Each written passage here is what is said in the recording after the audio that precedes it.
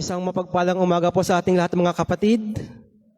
Ngayong umaga po ay tatalakayin naman natin ang isa pa sa mga katangian na dapat nating ibihis bilang mga hinirang, itinilaga at minamahal ng Diyos. Balikan po natin ang ating pinakapangunahing teksto sa Colossus chapter 3 verse 12.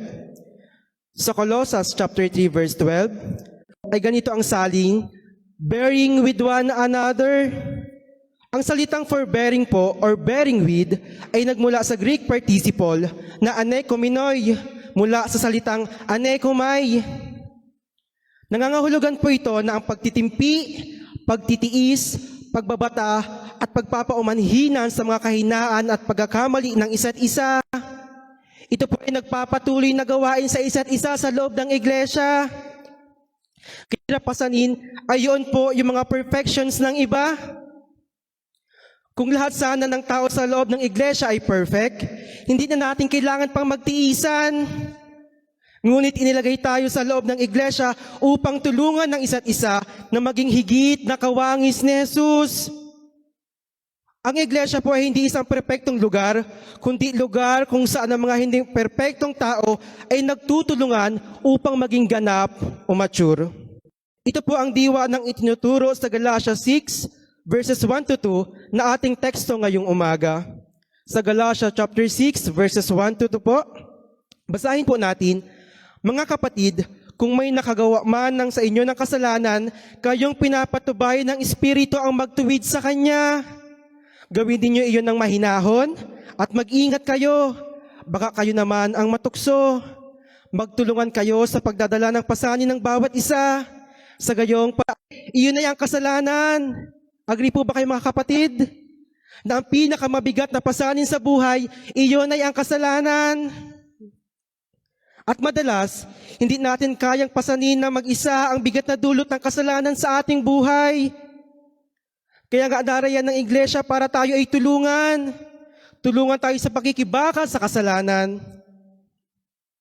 Ang buhay Kristiyano po ay hindi isang paglalakbay na nag-iisa, kundi pakita ng pagmamahal sa mga kapatid na nangangailangan.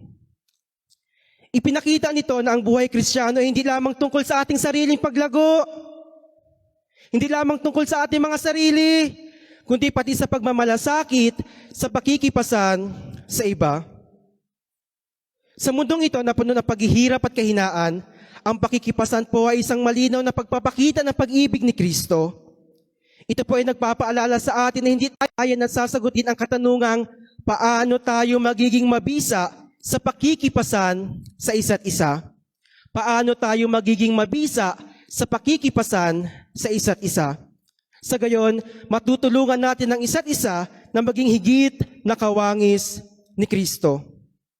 Una, kung paano po tayo magiging mabisa sa pakikipasan, magtuwid sa gabay ng Espiritu. Sinimulan po ni Pablo ang talata ng mga taong pinapatnubayan ng banal na Espiritu. Maaring napapatanong po tayo sa ating mga sarili, bakit ba mahalaga na kapag tayo ay magtutuwid ay kailangan pa munang humingi ng gabay sa Espiritu?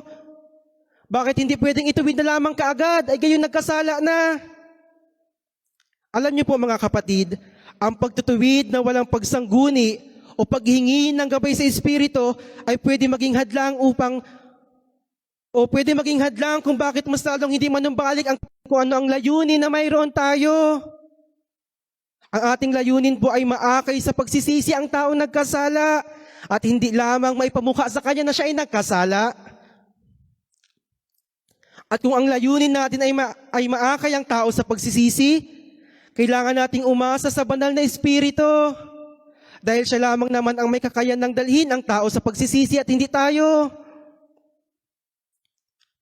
Mayroon po kasi di ba po kapag tayo inuutusan gumawa ng isang bagay na hindi pa natin kabisado, humihingi tayo ng gabay sa may kakayan ng gumawa niyon at tumulong sa atin para magawa ang bagay na iyon. Halimbawa po, sa ginagawa po namin itong nakaraan na training sa pagtuturo ng instrument, dahil po ako ay hindi pa marunong mag-drums at bago pa lamang sa pag-aaral na ito, kailangan ko po ng tulong ni Kuya Bay. Siyempre po, para matuto ng tama. Gayon din naman mga kapatid, nariyan ang banal na Espiritu para gabayan tayo, pero kailangan natin taimtim na hingi ng kanyang paggabay. Kaya sa pagtutuwid po na nagkasala, walang professional. Sabihin po ng mga pilosopo, teacher naman ako, hindi po ganun professional lang sinasabi dito.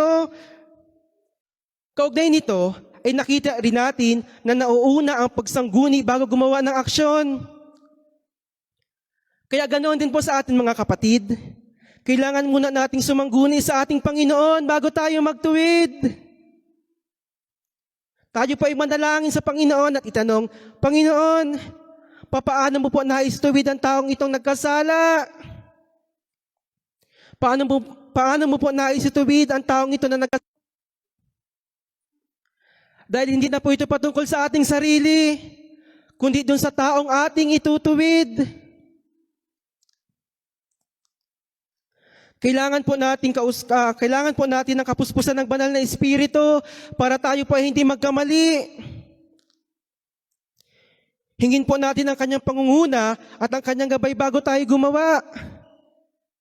Kaya tandaan po natin mga kapatid na hindi dapat personal na opinyon o sarili. Kailangan din po natin iyon idulog sa Diyos upang ang pagtutuwid po ay magmula sa Diyos at hindi sa ating mga sarili. Kaya kung hindi po tayo hihingi ng gabay sa banal na Espiritu, maaaring mangibabaw ang ating emosyon, ang ating galit, ang pride, o ang ating sariling opinyon. Kaya huwag na huwag po tayong aasa sa ating mga sariling lakas lamang. Humingi po tayo ng magitan ng lakas o kapangyarihan, kundi sa pamamagitan ng aking Espiritu. Kaya sa pagtutuwid po, hindi dapat tayo self-reliant. Dapat tayo po ay God-dependent. Kaya ano po ba ang ibig sabihin kapag sinabi nating self-reliant? Ito po ay ang pag-asa lamang sa sariling talino, sa sariling opinyon. Padalos-dalos tayo. Masasaktan natin yung taong ating itinutuwid. At higit sa lahat, ay magkakamali po tayo ng payo. Pero kapag sinabi naman po natin God-dependent, tayo po ay umaasa sa gabay ng Diyos. Tayo ay pinangungunahan ng banal na Espiritu. Ang salita ng Diyos ang ating nagiging batayan sa pagtutuwid. Kaya mga kapatid, tanungin po natin ang ating mga sarili. We need to examine ourselves mga kapatid. Suriin ang sariling buhay if we are capable para gawin iyon.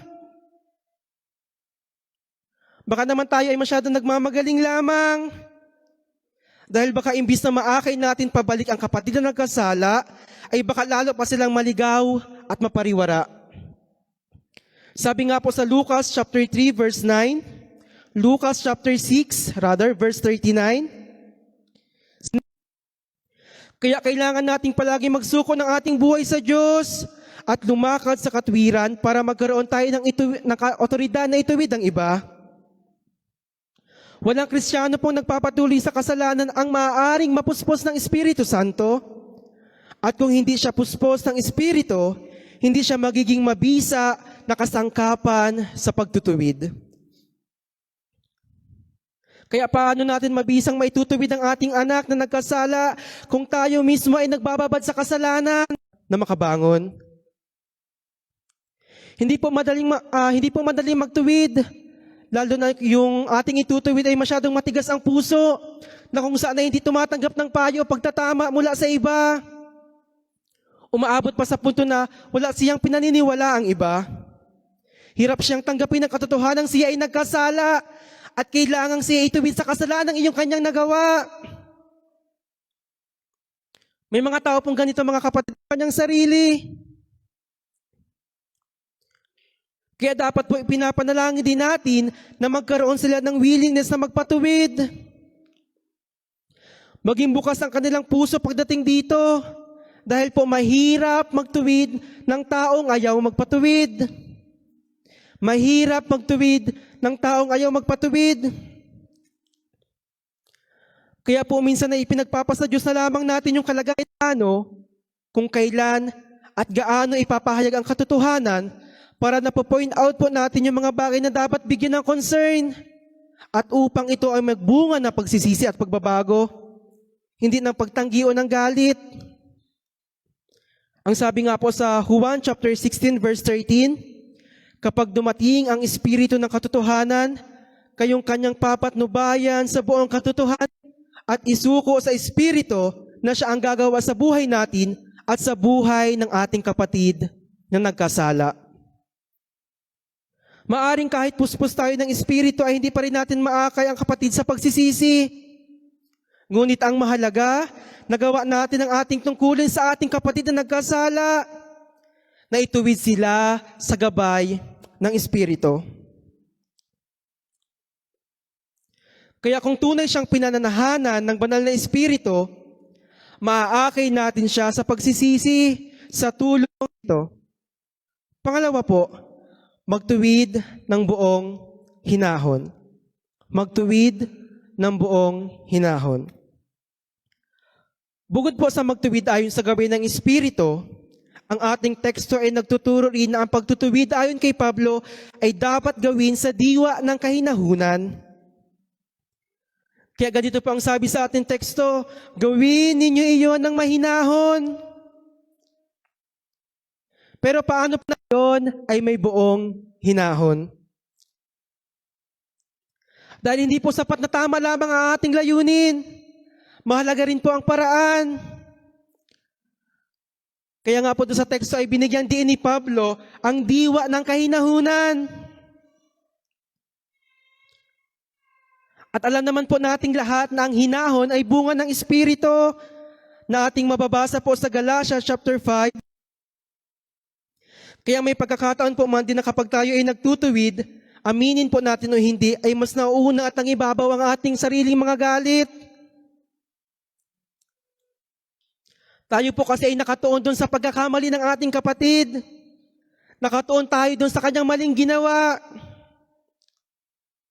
Nakakalimutan po natin ang kalagayan ng ating kapatid.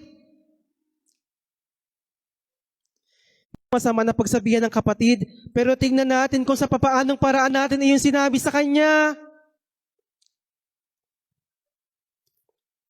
Hindi po sapat na tamang sinasabi natin, dapat tama rin ang paraan ng pagsasabi natin. Baka naman sinabi natin iyon out of anger lamang at common na naman sa atin iyon. Kung pwede namang sabihin at kausapin ng malumanay lamang. Wala na tayong pakialam kung tayo ay makasakit na. Minsan pa ay sinasabi nating deserve.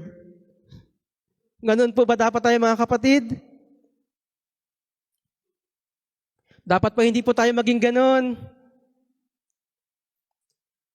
Kaya makikita natin na kapag ang tao ay kumikilos ayon sa laman, natural na lumalabas ang init ng ulo at ang kanyang pagiging mapagmataas. Given na po na nahuli natin sa pagkakasala at gusto lamang nating dalhin sila sa matuwid na pamumuhay. Pero paano po natin iyan gagawin? Paano natin magagawang magpanumbalik ng relasyon kung ganitong klaseng pagtutuwid ang ating ginagawa? Ang kasalanan po mga kapatid ay parang sugat yan. Kapag nilagyan po natin ng gamot pero marahas ang ating paghahawak, mas masasaktan ang pasyente at mas lalong lalala yung sugat. At pwede pang magkaroon ng maaring may dala tayong katotohanan. Pero kung wala tayong hinahon, maaari nating masugatan lalo ang ating kapatid. At iyon ay magbabadya ng kanyang lalong paglayo. Ang pagtutuwid po ng walang kahinahunan ay naglalayo. Ngunit ang pagtutuwid ng may kaamuan ay nagbabalik at nagpapagaling. Balikan lang po natin ang kwento tungkol sa babaeng nahuli sa pangangalunya at tingnan po natin kung malapit sa kanya ang lahat, kaya't umupo siya at nagsimula siyang magturo. Dumating noon ang mga tagapagturo ng kautusan at mga Pariseo at may dalang isang babaeng nahuli sa pangangalunya. Iniharap nila ito sa karamihan at sinabi kay Jesus, Guro, ang babaeng ito'y nahuli sa aktong pangangalunya. Ayon sa kautusan ni Moises, dapat batuhin hanggang sa mamatay ang mga katulad niya. Pagtatanong, kaya tumayo ulit si Jesus at nagsalita. Ang sino man sa inyo na walang kasalanan, ang siyang maunang bumato sa kanya. At muli siyang yumuko at sumulat sa lupa. Nang marinig nila iyon, sila'y isa-isang umalis, simula sa pinakamatanda. Iniwan nila ang babae na katayo sa harap ni Jesus. Tumayo si Jesus at tinanong ang babae, nasaan sila? Wala na bang humahatok sa huling ng alunya? Masasabi natin na nandoon yung kanyang kainahunan dahil hindi siya nagpadalos-dalos. Sa halip na sumagot agad sa mga Pariseo si Jesus, nang siya ay tanungin ano po ang kanyang ginawa, ngunit yumuko lamang si Jesus at sumulat sa lupa sa pamamagitan ng daliri. Hindi po siya agad gumawa ng aksyon. Hindi niya ipinahiya yung babae. Ang babae po, kainahunan po ito sapagkat hindi niya dinagdagan ng kahihiyan ng babae. Hindi niya ipinagduldulan ang kasalanan nito, kundi kinausap niya ito ng personal at may dignidad.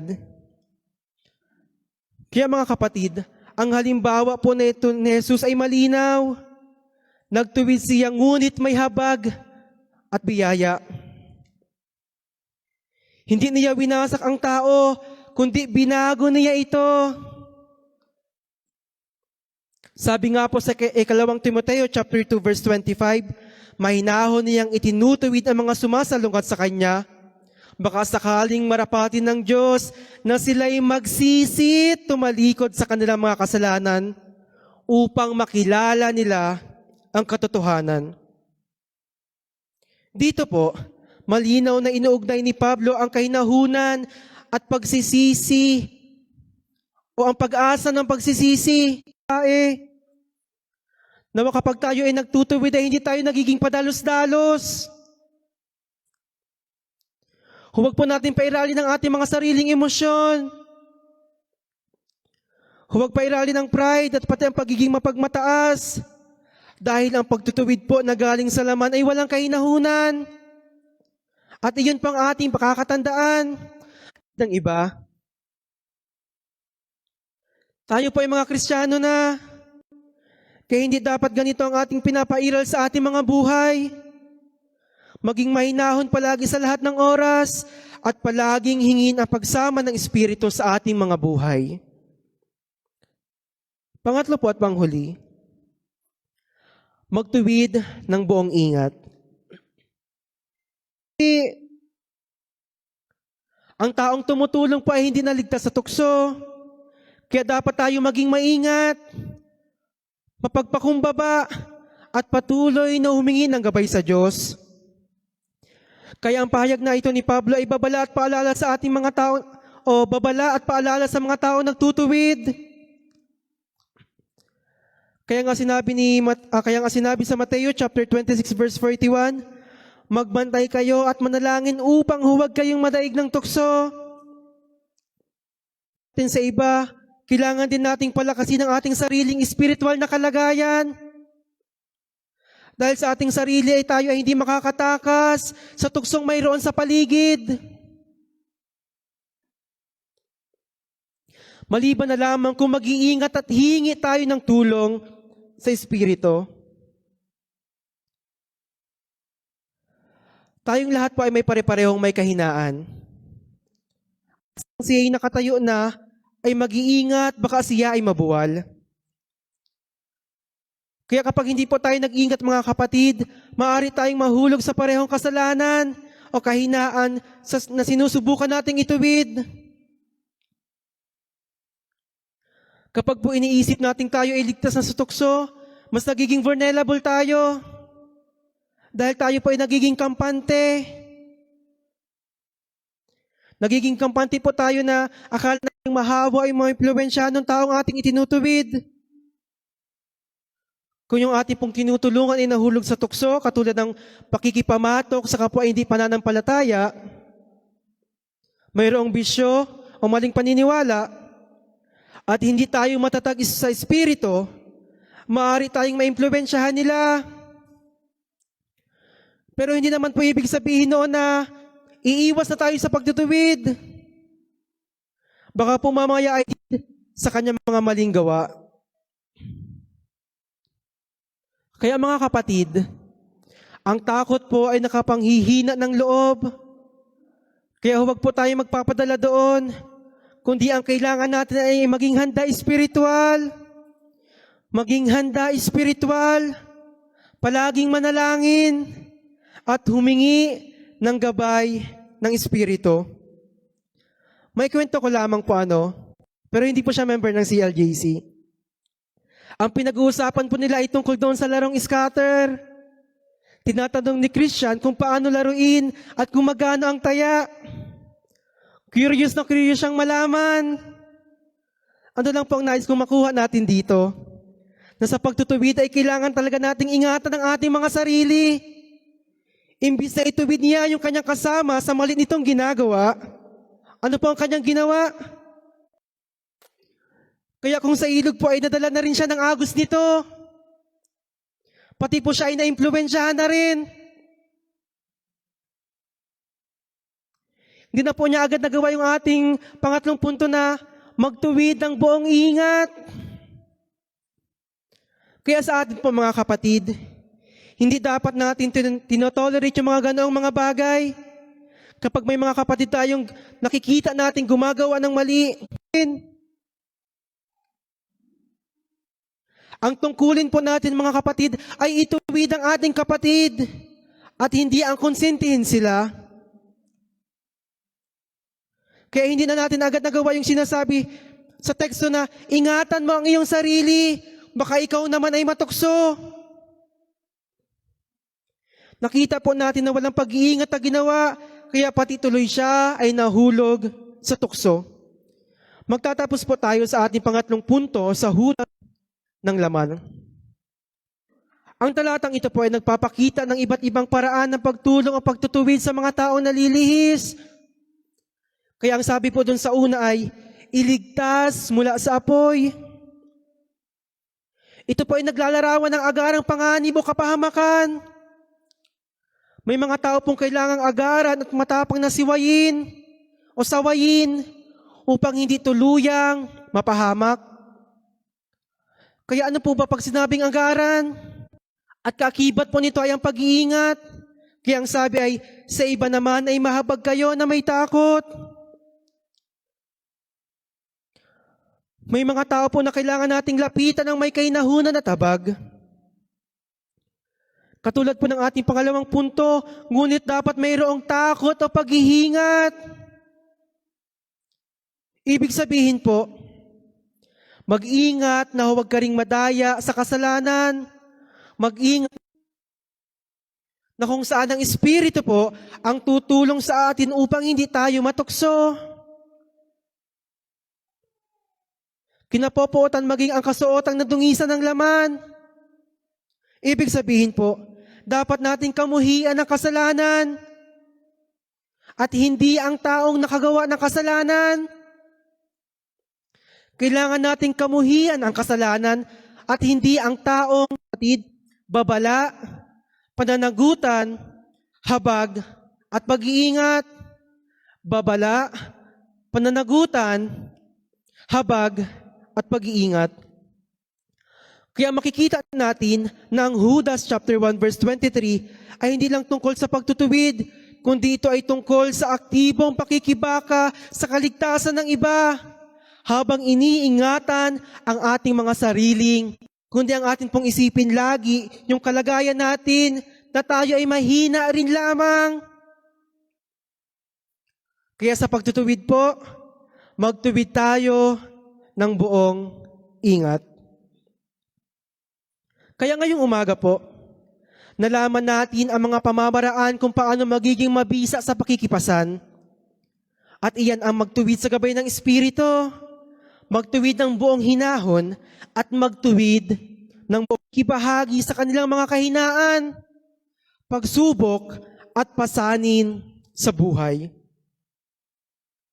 Kaya nga po sabi ayon sa Galatia chapter 6 verse 2, na ating pong teksto ngayong umaga ay, magtulungan kayo sa pagdadala ng pasanin ng isa't isa at sa gayon ay matutupad ninyo ang kautusan ni Kristo. Kaya bilang magkakapatid po sa pananampalataya, ano ang kailangan po natin pinipili? Kundi malinaw ang sinasabi ng ating teksto na isa't isa. Kahit pa yan ay hindi mo kaibigan, hindi mo ka-close, o hindi mo kabati dahil may kasalanan na gawa sa iyo, mayroon tayong tungkulin na tulungan ng isa't isa. Ngunit upang maging tunay tayo na mabisa sa pakikipasan, magiging epektibo katuwang sa pag-aangat ng ating mga kapatid. Kaya sa huli, ang pagiging mabisa sa pakikipasan ay hindi nakasalalay sa lakas o talino ng tao, kundi sa kanyang pagpapasakop sa banal na Espiritu. Kaya hindi ito nakasalalay sa lakas o talino ng tao, kundi sa kanyang pagpapasakop sa banal na Espiritu. Kaya mga kapatid, sa ganitong pamamaraan o sa ganitong paraan, ang pakikipasan ay nagiging daluyan ng panunumbalik at pagpapalakas. Hindi lamang po sa tinutulungan, kundi pati doon sa taong tumutulong. At dito po natin tunay na naipapakita ang puso ni Kristo sa ating kapwa. Naway na pagpala po tayo ng salita ng Diyos. Muli, isang mapagpalang umaga po sa ating lahat.